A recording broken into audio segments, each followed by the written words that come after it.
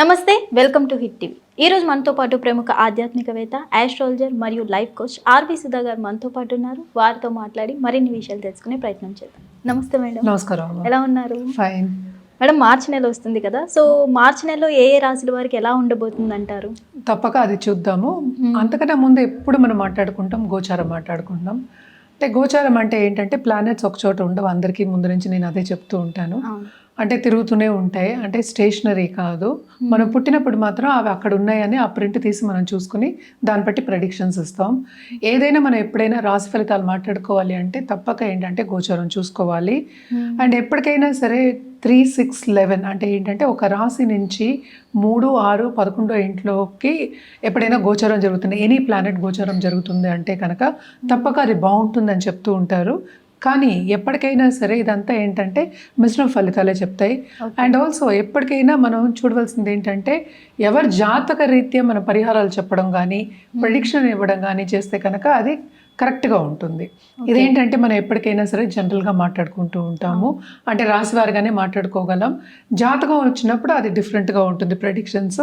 So ఎప్పటికైనా జాతక రీత్యా ఇందాక చెప్పినట్టు జాతక రీత్యా పరిహారాలు చేస్తే కనుక తప్పక వాళ్ళు ఏంటంటే వాళ్ళ లైఫ్ గోల్ కానీ వాళ్ళు అనుకున్నది కానీ సాధించడం అనేది ఉంటుంది. ఎందుకంటే జాతకం ఒక్కసారి చూస్తే లైఫ్ అంతా అలాగే ఉంటుందని చెప్పలేము, అది మారుతూ ఉంటుంది. కనుక తప్పక ఏ పద్ధతి అంటే ఏ టైం వచ్చినప్పుడు దాని పరిహారాలు చేయడం అనేది మంచిదన్నమాట. సో జనరల్గా మనం మార్చ్లో ఇప్పుడు గోచారం అనేది చూద్దాం. అంటే ప్లానెట్స్, అన్ని ప్లానెట్స్ ఎక్కడెక్కడ ఉన్నాయో చూద్దాము. ఎప్పుడులాగే శనీశ్వరుడితో మొదలెడుతున్నాను. శనీశ్వరుడేమో మనకి మీనరాశిలో ఉన్నారు. అలాగే జూపిటర్ అంటే ఏంటి, మనకి నెక్స్ట్ బలమైన ఒక గ్రహం మనం చెప్పాలి అంటే అన్నీ మంచి చేసే ఒక గ్రహం అంటే మనం గురు గ్రహం చెప్పుకుంటాము.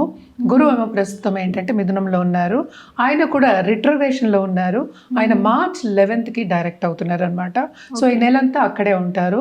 తర్వాత రాహుకేతువులు మనం చూసాము అంటే కుంభంలో రాహు, అలాగే ఏంటంటే సింహంలో కేతు ఉన్నారు. అండ్ మనం మాట్లాడుకున్నాం కూడా ప్రీవియస్ మంత్ మనం ఏంటంటే కుంభంలోనే అన్ని ప్లానెట్స్ కలయిక అంటే పంచగ్రహ కూటమి జరిగింది అని మాట్లాడుకుంటూ ఉన్నాం. సో అన్ని గ్రహాలు ప్రస్తుతం ఏంటంటే మనకి కుంభంలోనే ఉన్నాయన్నమాట. అంటే మెర్కురీ ఏంటంటే మనకి రిట్రోగ్రేషన్లో ఉన్నారు. ఆయన డైరెక్ట్ ఏమో 21st మార్చ్కి అవుతున్నారు, ఆయన కుంభంలోనే ఉన్నారు. అలాగే మనం చూసాము అంటే వీనస్ అంటే శుక్రుడు ఏంటంటే 2nd మార్చ్కి ఏంటంటే మనకి మీనానికి వెళ్తున్నారు. సో శనితో సంబంధం వస్తుంది. అలాగే ఏంటంటే ఉచ్చ స్థితి అనేది వస్తుంది అంటే మనకి శుక్రుడికి. అలాగే మనం మార్చ్ చూసామంటే ఆయన కంబషన్లో ఉన్నారు. అంటే కంబషన్ అంటే ఏంటి, అసలు సన్తో కలిసి ఉంటే అంటే సూర్యుడితో కలిసి ఉంటే కంబషన్ అంటాం. అంటే ఏంటి, కొంచెం స్తంభించిపోయే ఛాన్సెస్ ఉంటాయి. అంటే ఎక్కువ మనకి ఏంటంటే ముందుకెళ్ళే ఛాన్సెస్ అనేవి తక్కువ ఉంటాయి. అంటే ఏంటి, మార్స్ ఎనర్జీ అనేది తక్కువ ఉంటుంది. కంబషన్ అయినప్పుడు సన్ ఎనర్జీ అనేది పైకి వెళ్తుంది అని చెప్పడానికి కంబషన్ మనం చెప్పుకుంటున్నాం. ఆయన కూడా ఏంటంటే కంబషన్ నుంచి ఈ మంత్ బయటకు వస్తున్నారు. అలాగే నెక్స్ట్ మనం చూసాము అంటే సన్ ఏంటంటే మనకి మార్చ్ 15th మీనానికి వెళ్తున్నారు అనమాట. ఇది గ్రహస్థితి. అంటే మనం అన్ని ప్లానెట్స్ కవర్ చేసాం. మనకు తెలిసిందే ఏంటంటే చంద్రుడు 2 రోజులకు ఒకసారి మారుతూ ఉంటారు, 2.5 రోజులకి. సో ఇవన్నీ ఏంటంటే ఈ ప్లానెట్స్ కలిసినప్పుడు అంటే ఏంటంటే కలయిక ఉన్నప్పుడు కొన్ని యోగాలు అనేవి ఉంటాయి అన్నమాట. సో దాని ప్రకారం మనం చూసామంటే 12 రాసుల వారికి, కొన్ని రాసుల వారికి చాలా బాగుంటుంది, కొన్ని రాసుల వారికి అంత బాగుంటుంది అనమాట. సో ఏదైనప్పటికీ మిశ్రమ ఫలితాలు ఎక్కువ ఉంటాయి. మేడం, ఈ మార్చి నెలలో సింహరాశి వారికి ఎలా ఉండబోతుంది అంటారు? మార్చ్ నెలలో సింహరాశి వాళ్ళకి కొంచెం ఇబ్బందికరమైన ఒక మంత్ అనే చెప్పుకోవాలి. ఎందుకంటే గ్రహణం ఇక్కడే పడుతుంది. సో తప్పక గ్రహణం ఎఫెక్ట్ అనేది ఉంటుంది. అట్లీస్ట్ 15 days మనం ఎప్పుడు చెప్పుకుంటూ ఉంటాము. అదొకటి కాకుండా కేతు కూడానే ఉన్నారు. అండ్ 7th హౌస్లో అన్ని ప్లానెట్స్ ఉన్నాయి అన్నమాట. అండ్ ఆల్సో ఏంటంటే మనకి వీనస్ విచ్ ఇస్ అగైన్ మనం చూసాము అంటే ఒక కేంద్రానికి అధిపతి, ఆయన ఎగ్జాల్టేషన్ పొజిషన్లోకి వెళ్తున్నారు. కానీ 8th హౌస్లో ఎగ్జాల్టేషన్ పొజిషన్లో ఉన్నారనమాట. సో తప్పక ఏంటంటే వీళ్ళకి కొంతవరకు ఇబ్బందికరమైన అంటే 10th లార్డ్ ఎగ్జాల్టేషన్ పొజిషన్లో ఉన్నప్పటికీను, ఆపర్చునిటీస్ వచ్చినప్పటికీను కొంతవరకు వీళ్ళకి ఏంటంటే నిరాశ అని చెప్తూ ఉంటాం కదా, ఆపర్చునిటీస్ తీసుకోలేని ఒక పరిస్థితి వచ్చే ఛాన్సెస్ ఉన్నాయి. అదొకటే కాకుండా హెల్త్ రీత్యా జాగ్రత్త పడడం అనేది వెరీ వెరీ ఇంపార్టెంట్ అనమాట.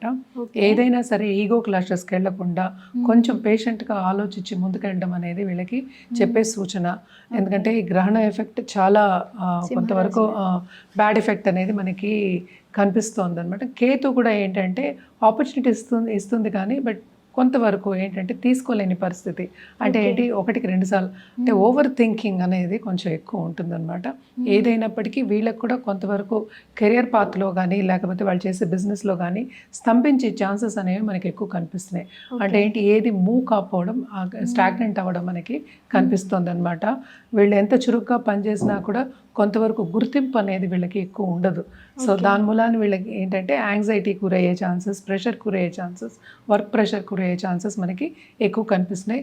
కొంతవరకు జాగ్రత్త పడడం, మనం చెప్పిన పరిహారాలు చేసుకోవడం, ఎస్పెషలీ వీళ్ళకి గ్రహణం టైంలో ఆధ్యాత్మికంగా ఉండడం, సెల్ఫ్ రిఫ్లెక్షన్ చేసుకోవడం, సెల్ఫ్ అసెస్మెంట్ చేసుకుని ముందుకెళ్ళడం మంచిది. ఇదంతా మనం ఏంటంటే మాట్లాడుకునేది ఈ మంత్ వరకే.